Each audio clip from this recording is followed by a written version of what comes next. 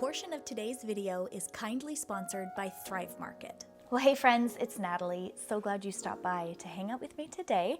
We're gonna have a bit of a heart-to-heart. Happy New Year, happy 2025.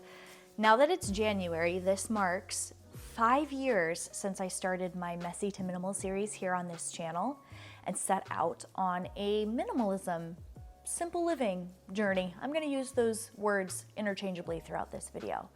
But I thought that it would be fun to chat, kind of give an update and share with you 5 things that I've learned in 5 years of minimalism. And not to get all like 2016 BuzzFeed on you, but number 5 just might shock you. Ooh.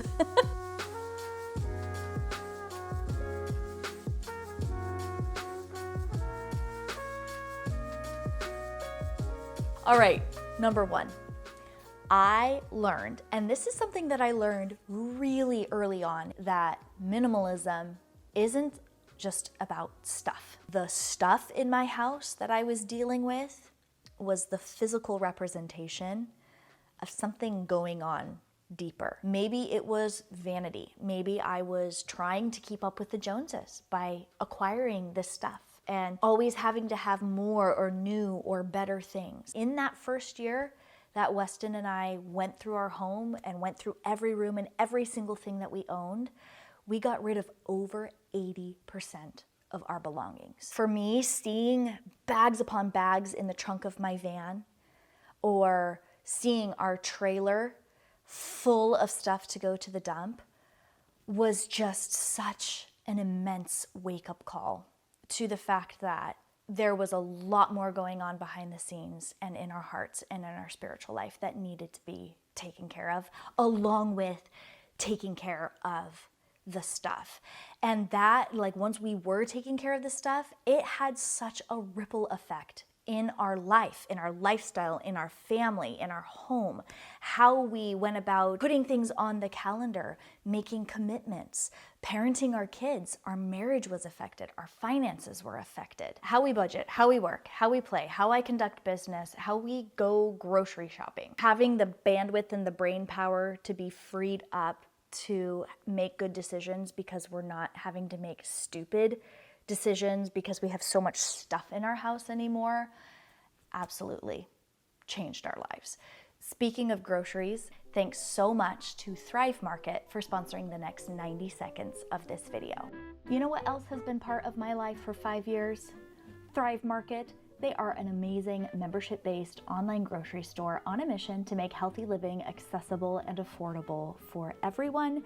They're my go-to destination for healthy and sustainable groceries, and they offer me a stress-free shopping experience because I can do it from the comfort of my home and have everything that I order shipped from their carbon-neutral facility straight to my doorstep. And they have the absolute best prices I have found, especially on their specialty items. If you have specific lifestyle or dietary restrictions, there's something there for everyone.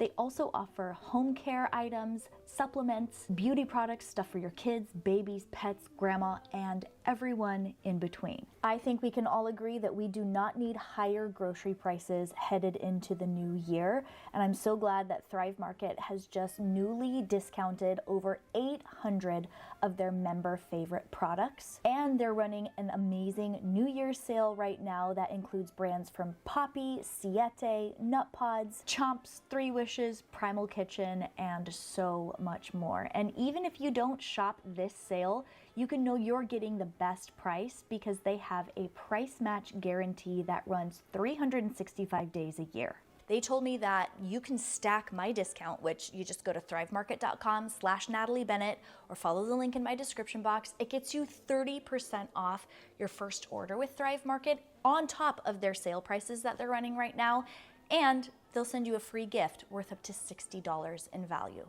Thank you so much to Thrive Market for sponsoring that portion of this video, helping me make good choices for our home and our family, our pets, and for making this video possible through their partnership. Next thing minimalism taught me in the last 5 years. It taught me about myself and what I like and who I am and what my personal style is.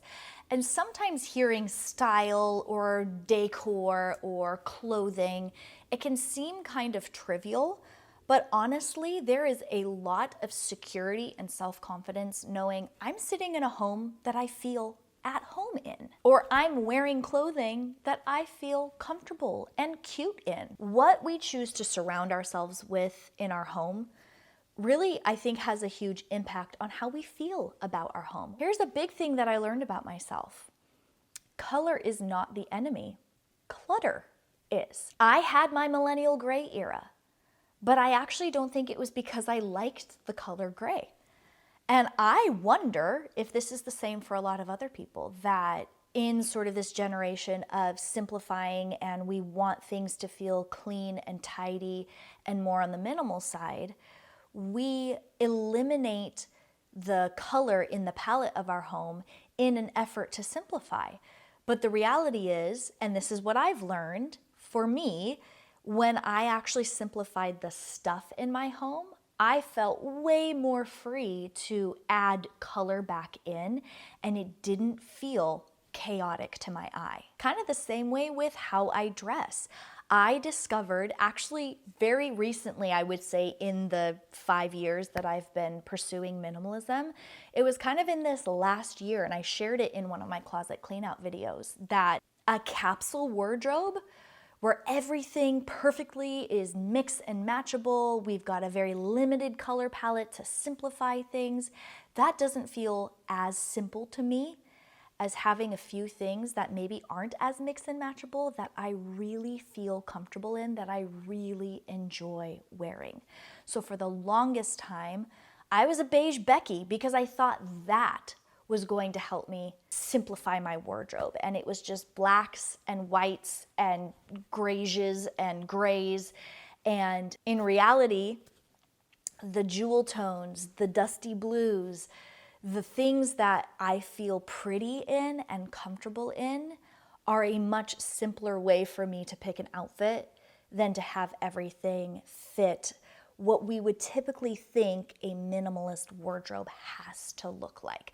Capsule wardrobes work for some people, and if you are one of those people, more power to you. I am all about finding the thing that works for you. For me, it's about the feeling, not necessarily about ticking the boxes as far as what minimalism should look like. Here's another really big lesson that minimalism has taught me in the last 5 years, that progress is more impactful than perfection. This was, I think, the phrase of 2022 for me. So halfway through this journey or thereabouts, progress over perfection.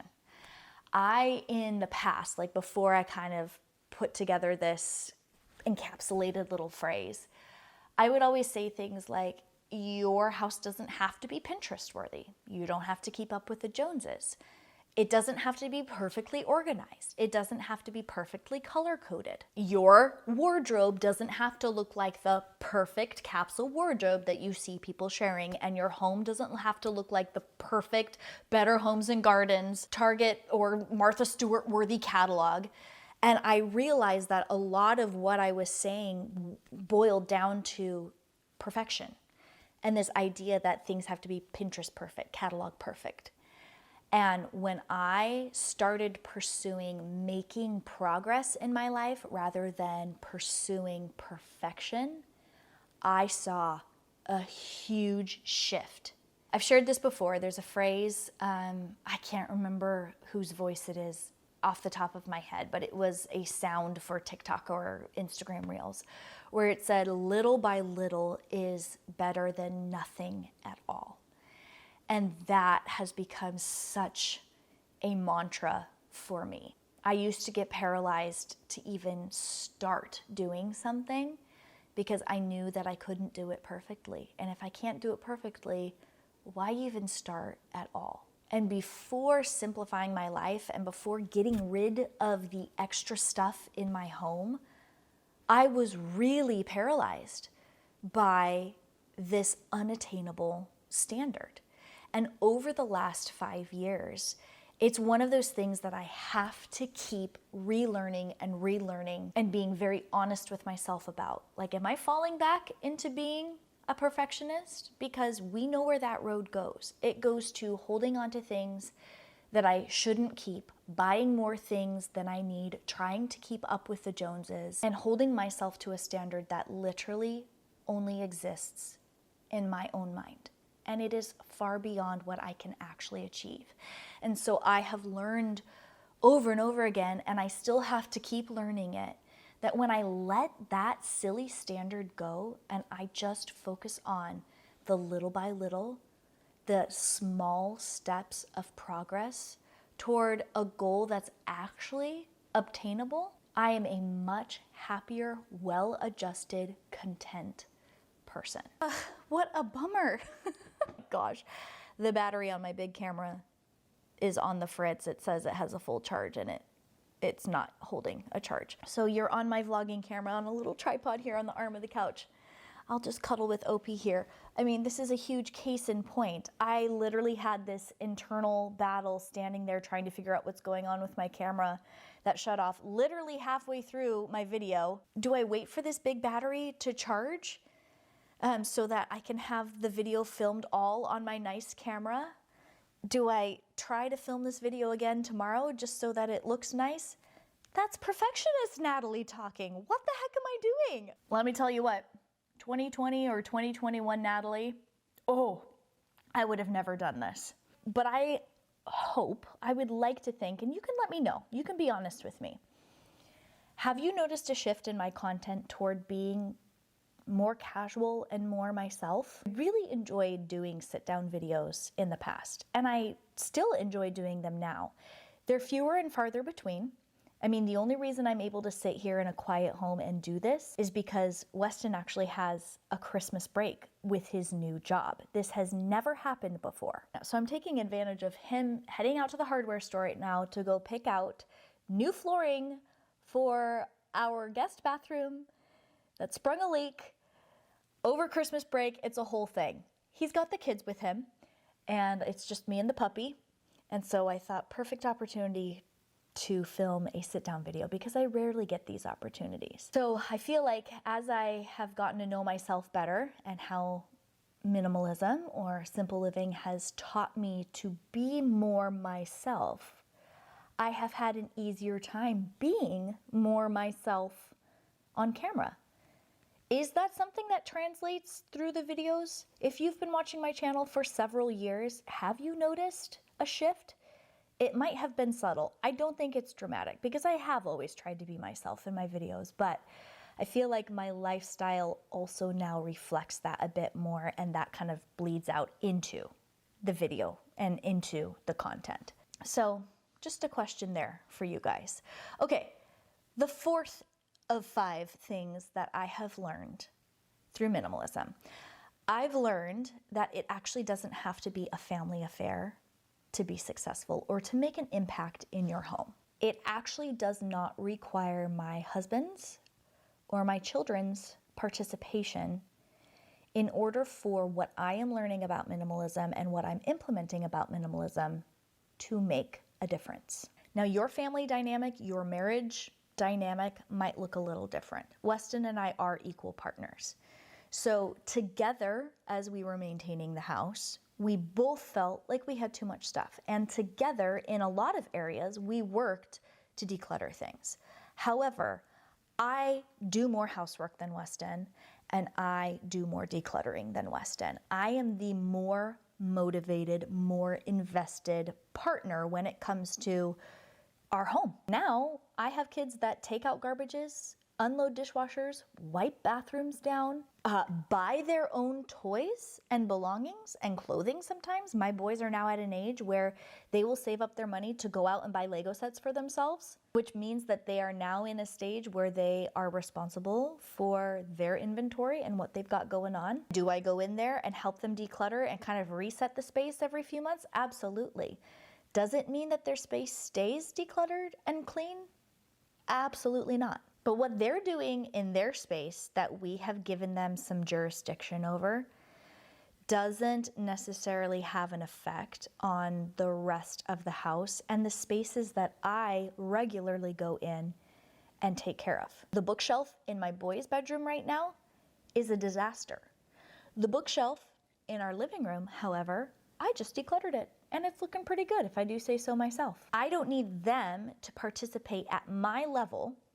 I don't need my husband to participate at my level for our family and for myself to benefit from the effects of keeping things tidy. My kids, my boys benefit from being able to go into that bookshelf and grab the book that they're looking for because it's decluttered and it's tidy, and they don't have to rifle through things or random socks or apple cores.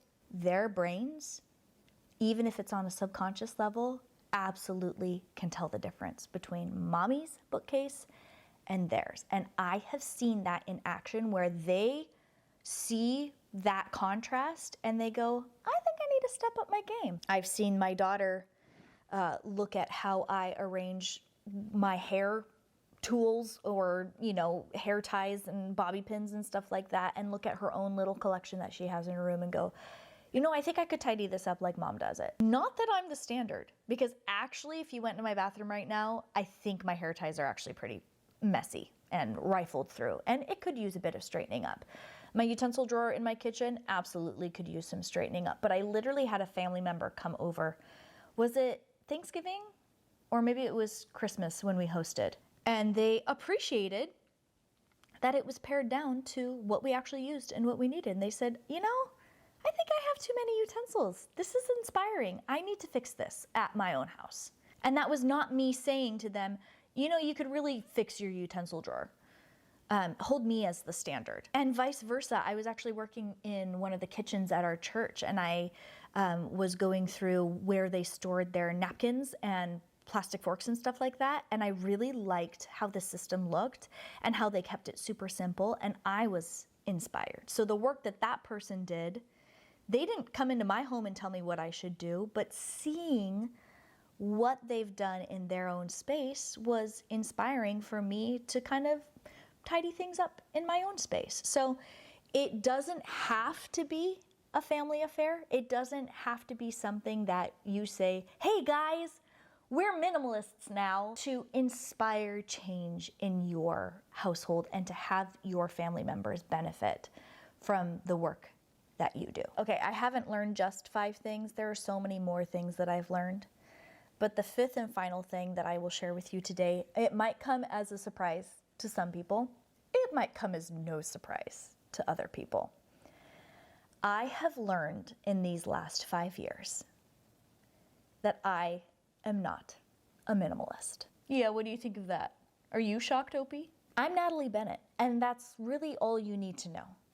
Because Natalie Bennett has many tools in her toolbox. Natalie Bennett has many interests and pursuits in her life. I don't get on here as someone who loves to sing and play music and has studied music for decades. I don't get on here and say, well, as a musician, I'm Natalie. I'm me.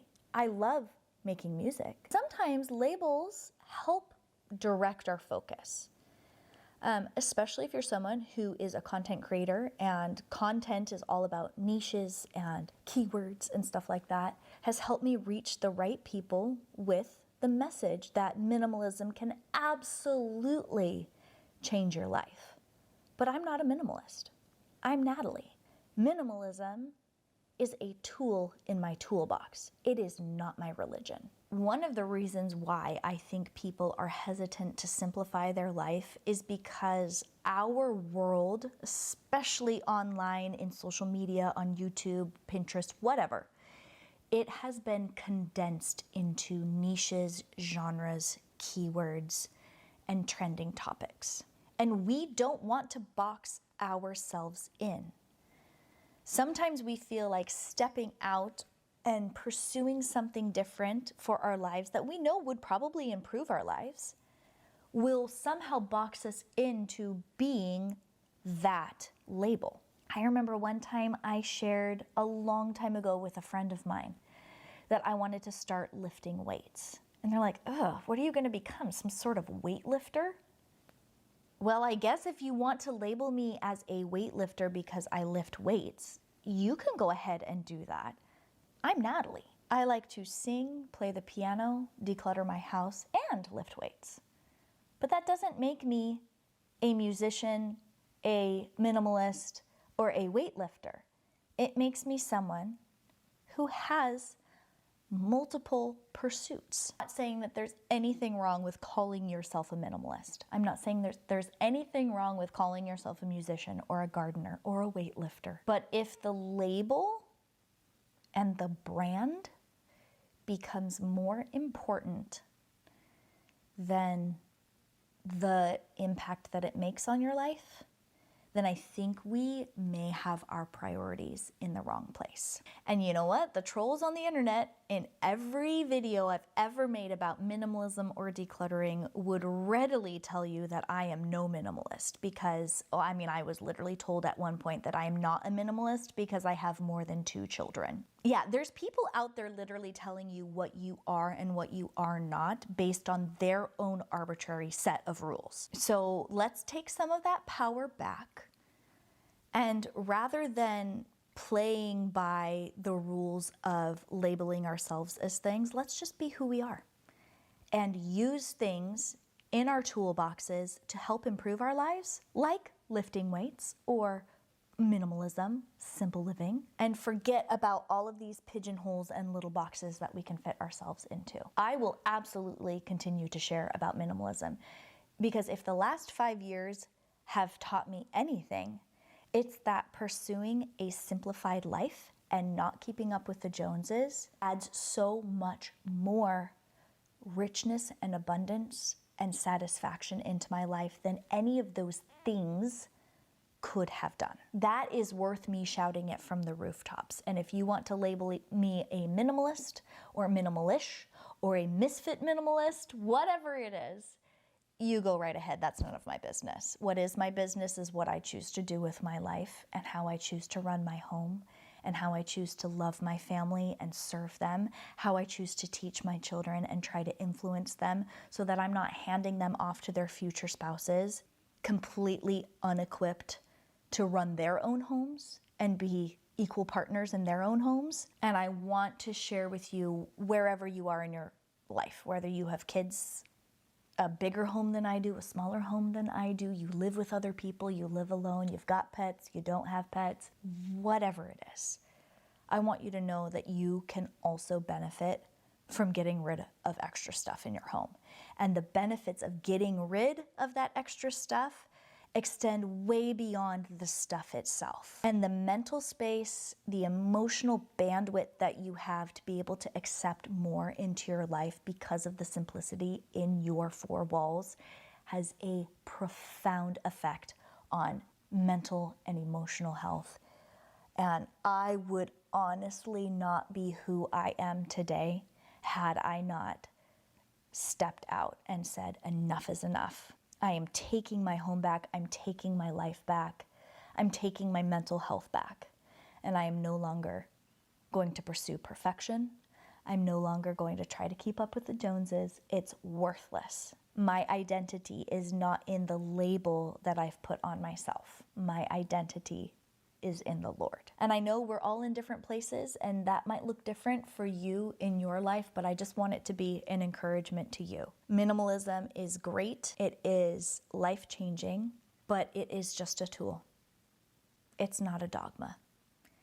And I hope you're encouraged that you don't have to do it perfectly. And not everyone in your house has to do it perfectly or to your level for the work that you're putting toward your home to have an effect on the rest of your household. And you might just get to know yourself better in the process if you're anything like me and you were confused about your personal style or how you like to decorate your house, or you feel like you're kind of stuck in that millennial gray in order to keep things simple. I always get asked, like, what's your word for the year or your phrase for the year? Because I sometimes share these New Year's goals videos or something like that. I'm just keeping that progress over perfection mantra rolling into 2025 because it has served me so well in the last few years. It's really all I need to keep the focus in the right place. So I hope this video was an encouragement to you. I know it was a long one. Thanks so much for sticking around. Thanks again to Thrive Market for sponsoring a portion of this video. Don't forget, you can follow that link in my description box, thrivemarket.com/Natalie Bennett, to get 30% off your first order with Thrive Market on top of sale prices that they have. plus a free gift worth up to $60 in value. Well, I hope you're having a wonderful day wherever you are. Thanks so much for spending a little part of it here with me on my channel, and I'll catch you later.